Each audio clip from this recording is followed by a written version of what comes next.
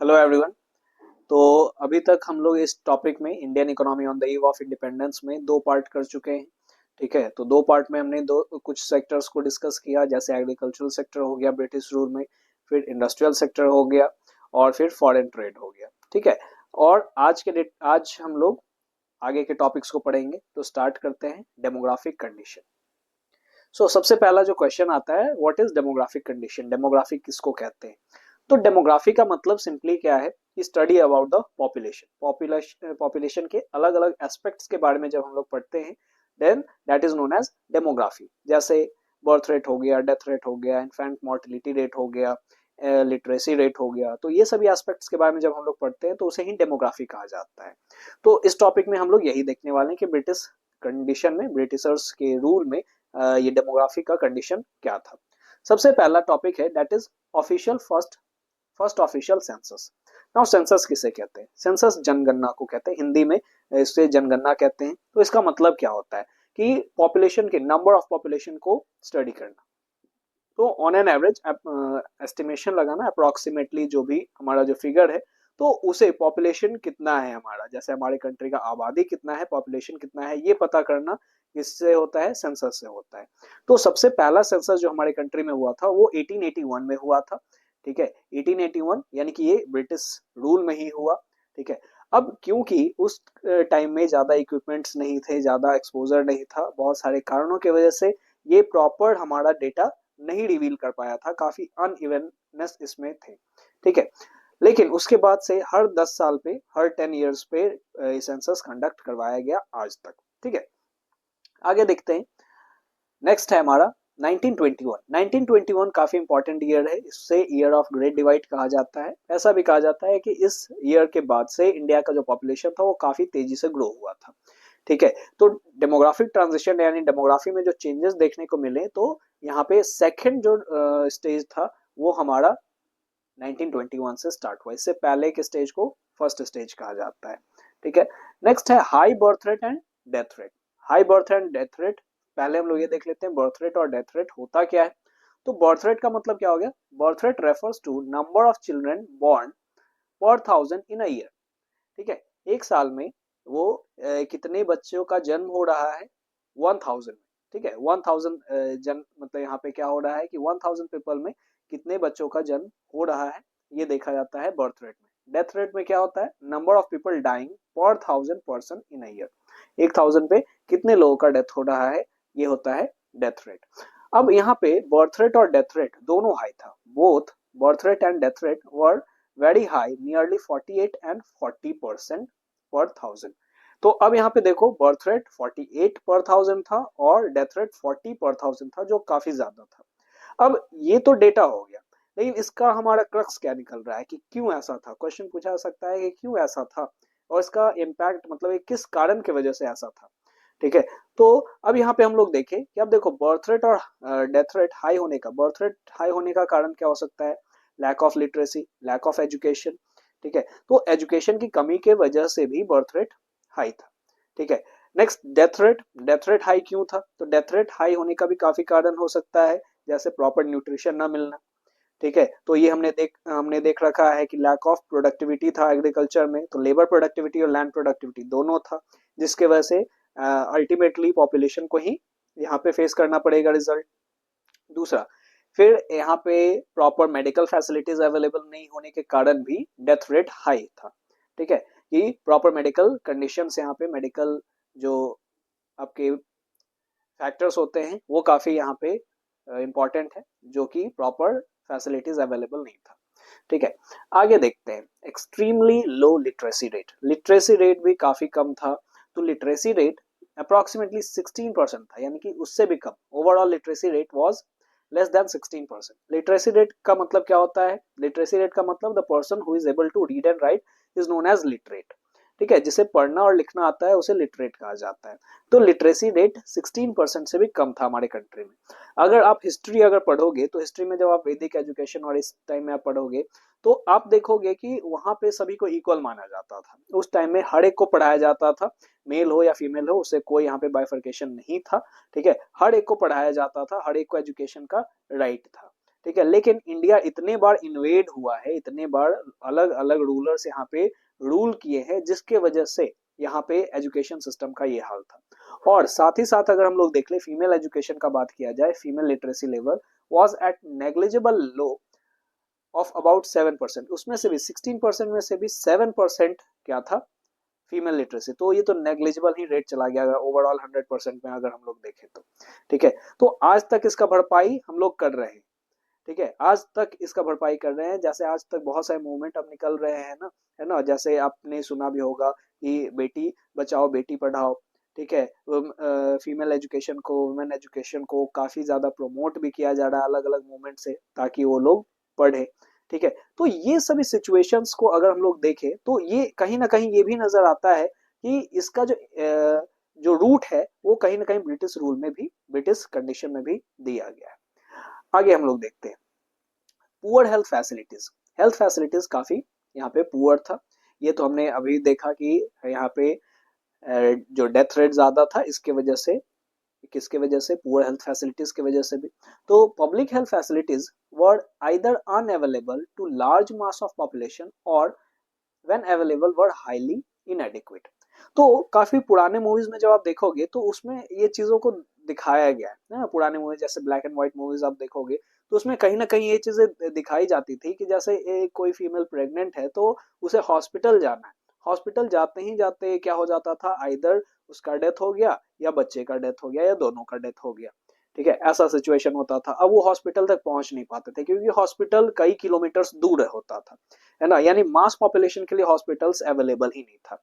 और वो इतना दूर होता था, कई समय उनसे उन्हें नदी पार करना होता था, है ना, रोड बहुत ही खराब थे, प्रॉपर ट्रांसपोर्टेशन फैसिलिटीज नहीं थी, इन सभी कारण की वजह से भी ऐसा होता था।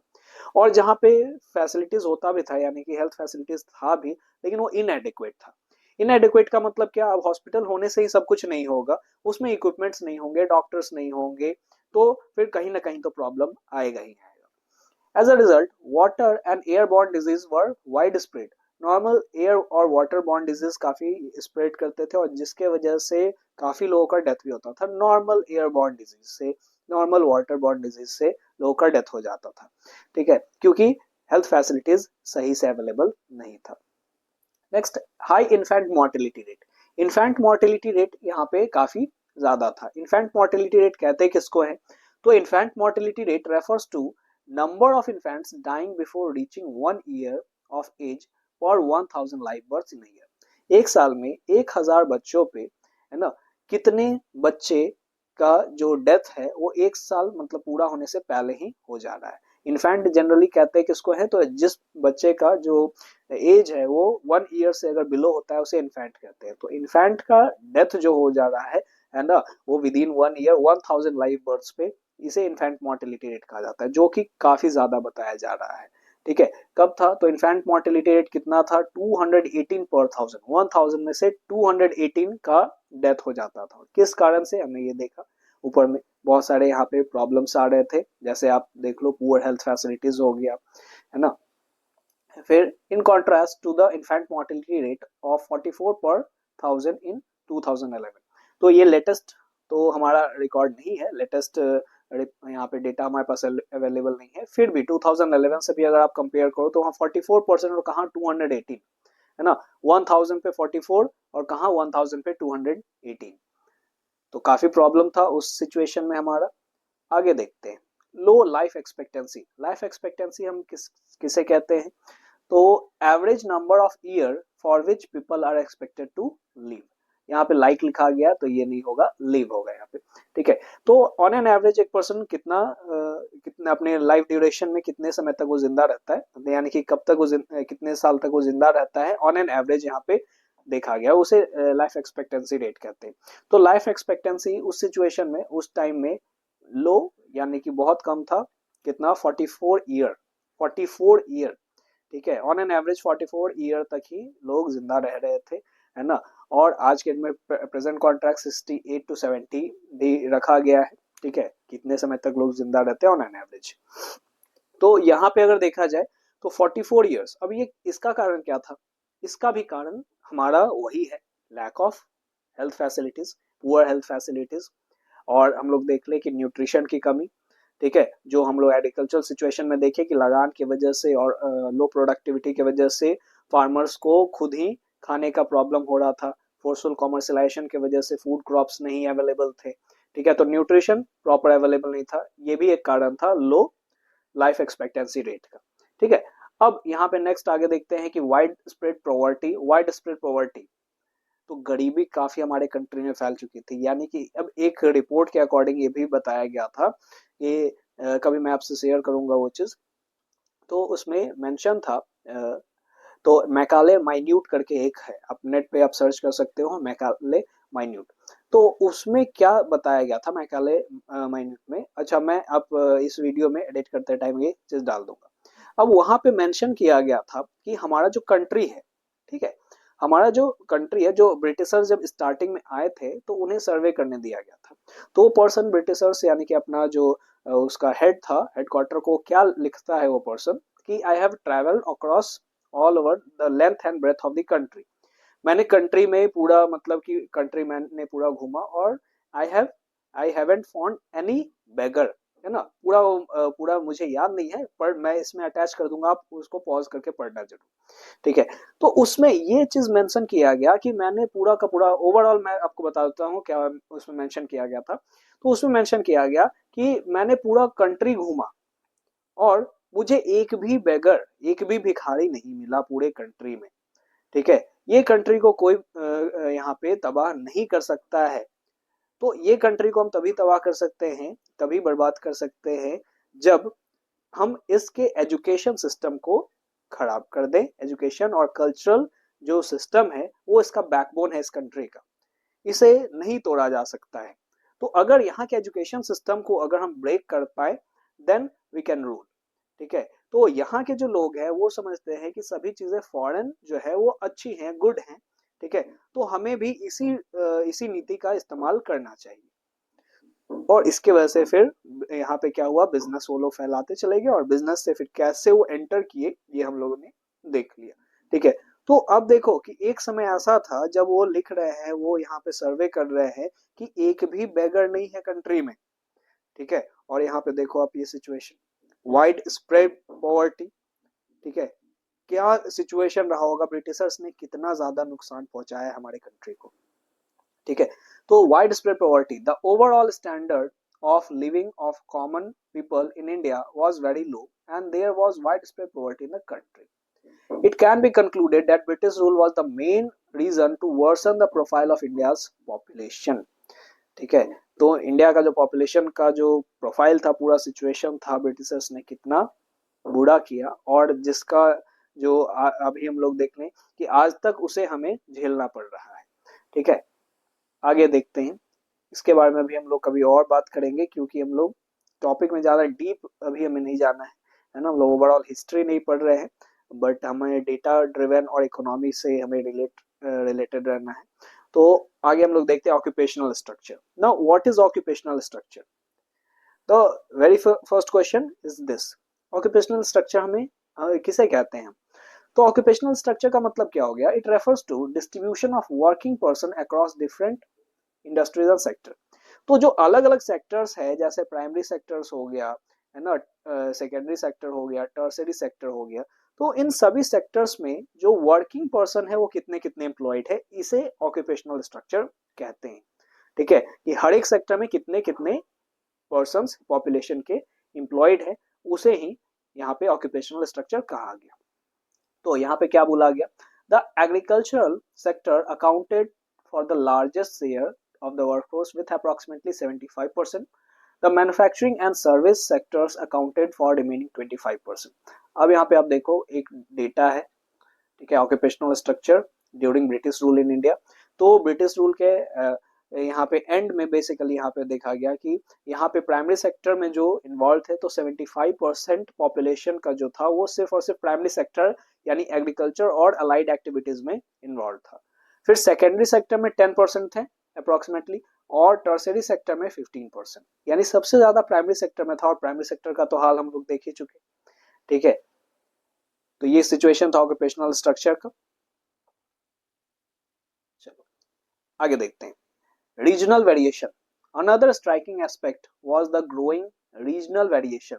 The state of Tamil Nadu, Andhra Pradesh, Kerala, Karnataka, Maharashtra, and West Bengal witnessed as decline in dependence of workforce on agricultural sector with the commensurate increase in the manufacturing and service sector.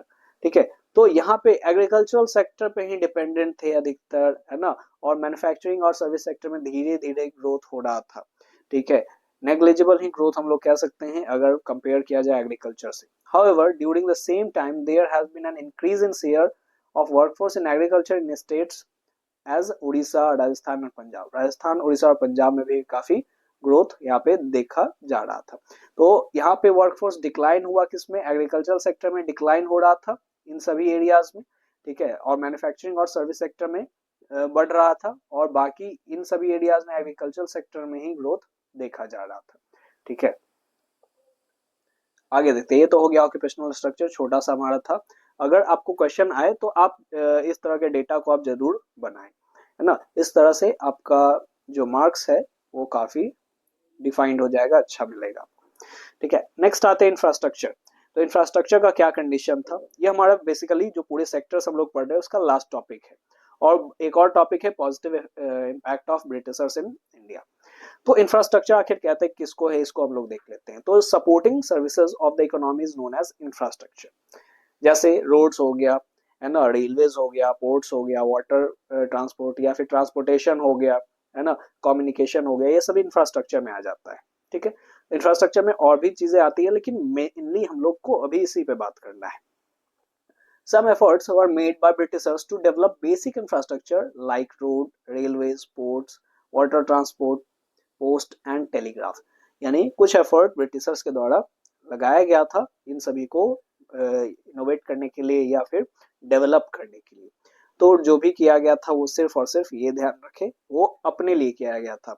वो Britishers सिर्फ और सिर्फ अपने लिए ये सब काम कर रहे थे। But the main aim behind such infrastructure development was to serve various colonial interest। बताया मैंने अपने लिए, अपने कॉलोनियल इंटरेस्ट के लिए सभी काम कर रहे थे। तो इसमें एक एक करके हम लोग देखते हैं। जैसे roads constructed before independence were not fit for modern transport. Modern transport के लिए एक तो सबसे पहला नहीं था। It was very difficult to reach rural areas during rainy season. ठीक है, अभी मैंने मूवी का एग्जांपल लिया था तो आपको शायद समझ में आ रहा होगा। The roads were built only to serve the purpose of mobilizing the army within India and transporting raw materials from the countryside to the nearest railway station or the port for exporting it। तो roads ये इन्होंने क्यों बनाया, तो अपने army को move करने के लिए, है ना, mobilising army with in India, India में अपने आर्मी को लाने के लिए रोड्स का यहाँ पे रोड्स बनाया इन्होंने। दूसरा, ट्रांसपोर्टेशन ऑफ रॉ मटेरियल्स को वो नियरेस्ट रेलवे स्टेशन या पोर्ट तक पहुंचाने के लिए रोड्स को बनाया। कंट्री के डेवलपमेंट के लिए नहीं बनाया था। ठीक है, अपने लिए बनाया था। अब वो है कि उसका फायदा हम लोग को अल्टीमेटली मिल ही गया कहीं ना कहीं। अगर रोड बना है तो लोग चलेंगे ही, लोग भी ट्रांसपोर्ट करेंगे एक जगह से दूसरे जगह। नेक्स्ट है रेलवे। तो रेलवे का देखते हैं। British rulers introduce railways in India in 1850। 1850 में ब्रिटिशर्स ने यहाँ पे रेलवे का इंट्रोडक्शन किया। It began its operation in 1853। 1853 में वो स्टार्ट हुआ। It is considered as one of the most important contribution of Britishers, है ना, जो कि काफी इंपॉर्टेंट कॉन्ट्रीब्यूशन माना जाता है ना। क्यों ना हो, क्योंकि अगर हम लोग रोड ट्रांसपोर्ट से कंपेयर करें रेल ट्रांसपोर्ट को तो वो काफी तेज भी है। ठीक है, ज्यादा आदमी को कैरी कर सकता है, एक जगह से दूसरे जगह पहुंचा सकता है। The railways affected the structure of Indian economy in following two ways. It enabled people to undertake long distance travel and thereby break geographical and cultural barriers। ना तो लॉन्ग डिस्टेंस के लिए यहाँ पे रेलवेज का इस्तेमाल किया गया, तो लोग एक जगह से दूसरी जगह मूव हो रहे थे। It fostered commercialization of Indian agriculture, which adversely affected the self-sufficiency of village economies in India। ठीक है, तो यहाँ पे कॉमर्शलाइजेशन हुआ, है ना, कि एक जगह का प्रोडक्ट दूसरे जगह, एग्रीकल्चरल प्रोडक्ट्स एक जगह का प्रोडक्ट दूसरे जगह वो सेल हो पाए, तो इसमें भी काफी यहाँ पे फायदा हुआ। एक फायदा और भी था, जो हमारे कंट्री में जो मूवमेंट था, है ना, कि ब्रिटिशर्स को यहाँ से दूसरी जगह भगाने का, तो अब यानी कि अपने कंट्री में भेजने का। तो अब बेसिकली क्या हो गया कि वो मोबिलाइजेशन ये रेलवेज के थ्रू भी काफी होने लगा। एक जगह से लोग जो थे है ना, जो स्वतंत्रता सेनानी जो थे है ना, तो वो एक जगह से दूसरे जगह भी जा रहे थे रेलवेज की मदद से, तो मोबिलाइज करने का काम कर रहे थे। ठीक है, तो कहीं ना कहीं हमें भी फायदा यहाँ पे मिल गया इसका। आगे देखते हैं, एयर एंड वाटर ट्रांसपोर्ट। तो water and air transport, the colonial rulers took measures for the development of water transport. The inland waterways at times also proved uneconomical, as in the case of Coast Canal on the Orissa coast. The main purpose behind their development was to serve Britain's colonial interests. हर एक जगह पे वही same चीजें है mention. The colonial government also sowed a way to air transport in 1932 by establishing airline Tata airlines. तो Tata airlines को उन्होंने यहाँ पे सपोर्ट किया।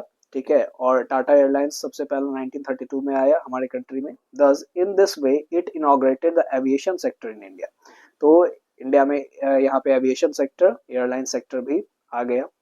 कम्युनिकेशन में क्या किया, तो modern postal system started in India in 1837. The first telegraphy line was opened in 1857. The introduction of the expensive system of electric telegraph in India served the purpose of maintaining law and order.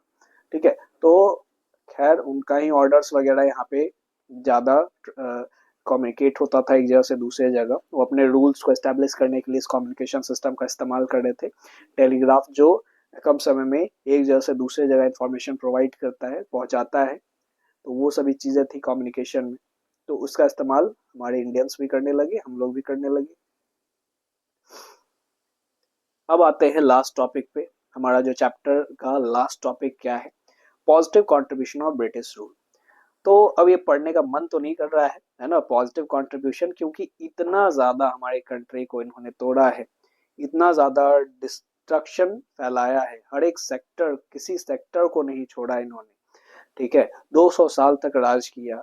जो हमारा अपना culture था है ना, उसको भी कहीं ना कहीं नुकसान पहुंचाया, एजुकेशन सिस्टम को नुकसान पहुंचाया। ठीक है, तो हर एक तरह से इन्होंने मतलब कि पॉजिटिव कंट्रीब्यूशन से ज्यादा तो नेगेटिव ही ऑब्वियसली। लेकिन हो जाता है ना कि अब किसी अगर अपना भलाई करने में किसी और का भी भलाई हो जाता है, तो वही यहाँ पे है। ठीक है, वो इंटेंशनली उन्होंने कोई पॉजिटिव कंट्रीब्यूशन नहीं किया। तो कुछ है जो हम लोग यहाँ पे पढ़ लेते हैं। Self sufficiency in food grains production, commercialisation of agriculture initiated by British government resulted in self sufficiency in food grain production.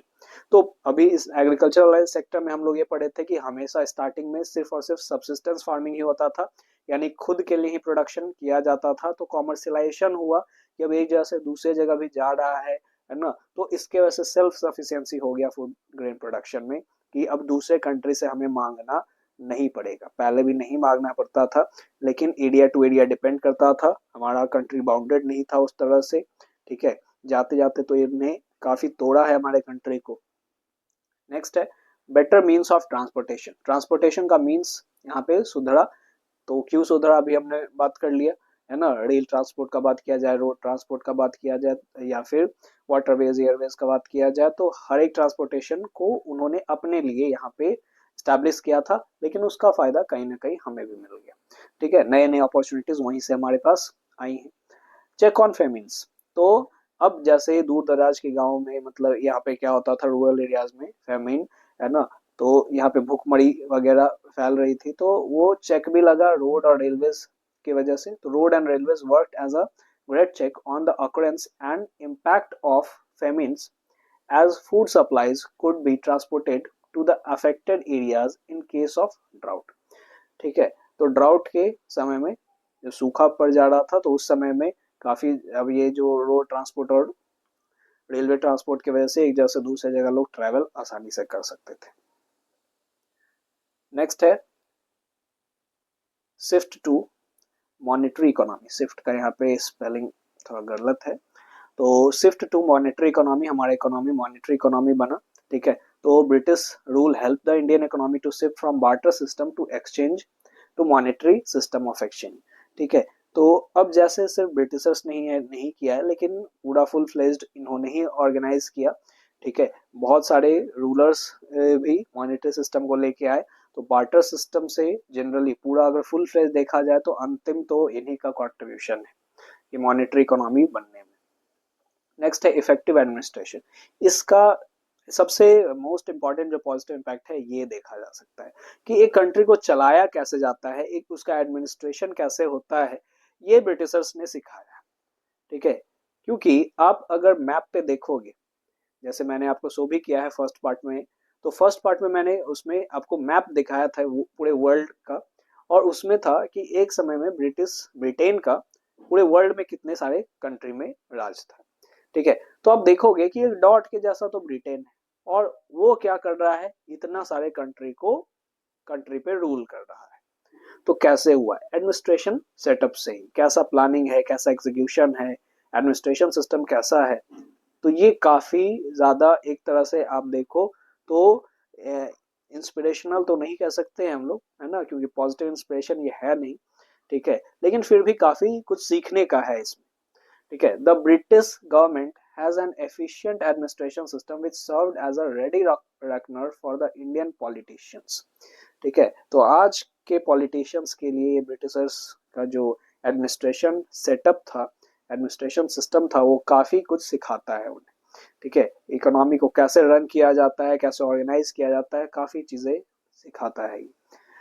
अब ये हमारा चैप्टर खत्म हो गया अंत में। तो कंक्लूजन ये है कि during the British rule Britishers transform the Indian economy into colonial backward stagnant backward and depleted economy. तो पूरा तरह से तो हमारे इकोनॉमी को इन्होंने बर्बाद करके ही छोड़ा, ठीक है। तो खैर ये रहा सिचुएशन हमारा, ये पूरा का पूरा ये था हमारा क्या, Indian economy on the eve of independence. Eve का मतलब हमने देख लिया कि इवनिंग में हमें इंडिपेंडेंस मिला था, यानी इवनिंग को ऐसे भी बोला जाता है, इवनिंग वर्ड ही वहीं से लिया गया है ना, नाइट से पहले, यानी कोई नाइट में जनरली सेलिब्रेशंस होते हैं, तो सेलिब्रेशन से पहले का जो सिचुएशन होता है उसे ईव ही कहा जाता है। तो उस सिचुएशन में हमारा कंट्री का क्या हालत था ये हम लोग देख लिए, है ना। हमें आजादी तो मिली, इंडिपेंडेंस तो मिली, लेकिन किस कॉस्ट पे और किस सिचुएशन में, ये देखने वाली चीजें, ठीक है। तो ये हमारा पूरा का पूरा टॉपिक रहा, Indian economy on the eve of independence. इसी तरह से आगे वीडियोस आते रहेंगे इस हमारे इंडियन इकोनॉमी डेवलपमेंट के। So thanks for watching, thank you everyone.